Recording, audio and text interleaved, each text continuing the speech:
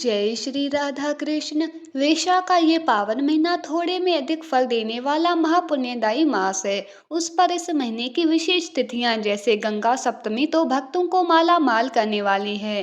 गंगा सप्तमी पर गंगा जी में डुबकी लगाने मात्र से संचित पापों का अंत होता है और जीवन में खुशहाली आती है।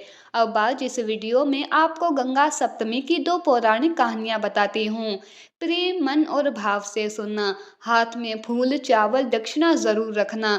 अब एक जयकारे के साथ कहानी शुरू करते हैं। बोलो गंगा मैया की जय। गंगा मैया के जन्म को लेकर कई कथाएं प्रचलित है।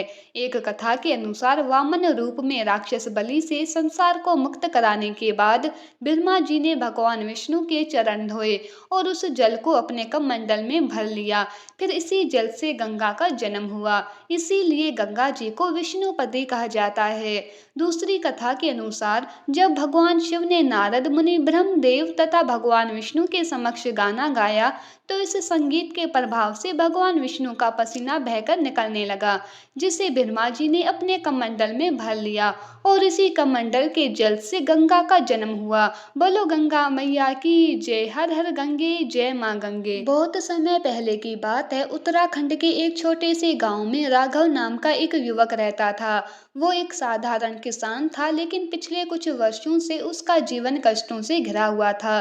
खेती में नुकसान, पिता की बीमारी और विवाह योग्य उम्र निकल जाने के बाद भी कोई रिश्ता न बन पा रहा था। सब परेशानियों ने राघव को भीतर तक तोड़ दिया था। एक दिन गांव के मंदिर में एक साधु आए। वो गंगा सप्तमी का महत्व बता रहे थे। उन्होंने राघव से भी कहा कि जो भी गंगा सप्तमी के दिन श्रद्धा से गंगा स्नान करता है, व्रत रखता है और माँ गंगा की पूजा करता है, उसकी सारी बाधाएं दूर हो जाती है। माँ गंगा सिर्फ पाप ही नहीं, दुख भी हर लेती है। राघव ने ये बात दिल से लगाई और उसने निश्चय किया कि वो गंगा सप्तमी के दिन हरिद्वार जाके गंगा स्नान जरूर करेगा। उस दिन सूरज उगने से पहले ही वो गंगा घाट पहुंच गया। उसने पूरी श्रद्धा से स्नान किया, गंगा जल से शिवलिंग का अभिषेक किया और गंगा माता से प्रार्थना करते हुए बोला, हे माँ गंगे, जैसे आपने सगर के पुत्रों को मोक्ष दिया वैसे ही मेरे जीवन के संकटों को भी दूर करना। मुझे दिशा दो, आशय दो। व्रत के दिन उसने पूरे संयम और भक्ति से उपवास रखा और माँ गंगा की कहानी सुनी। वो शांत मन से घर लौट आया। कुछ ही हफ्तों के भीतर उसके जीवन में बदलाव आने लगा।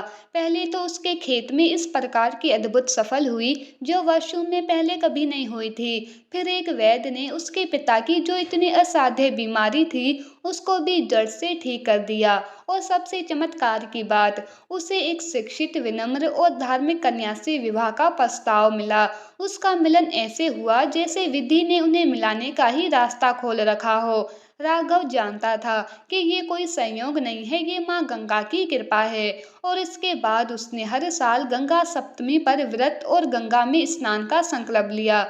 हे माँ गंगे, जैसे राघव का जीवन बदला वैसे ही इस कहानी को कहते सुनते हुंकारा भरते सबका जीवन बदलना। कहानी अधूरी हो तो पूरी करना, पूरी हो तो आशीर्वाद देना। और अंत में एक बात कहूंगी, सच्चे मन से की गई प्रशंसा और श्रद्धा से रखा गया व्रत कभी व्यर्थ नहीं जाता। गंगा सप्तमी न केवल पाप हरती है बल्कि जीवन को नई दिशा भी देती है। बोलो गंगा मैया की जय। हर हर गंगे जय माँ गंगे। लास्ट में आपसे एक रिक्वेस्ट, प्लीज इन वीडियोस को ज्यादा से ज्यादा शेयर करके सबको गंगा माता का प्रभाव बताओ। Please like share and subscribe. Thank you. जय श्री राधा कृष्ण।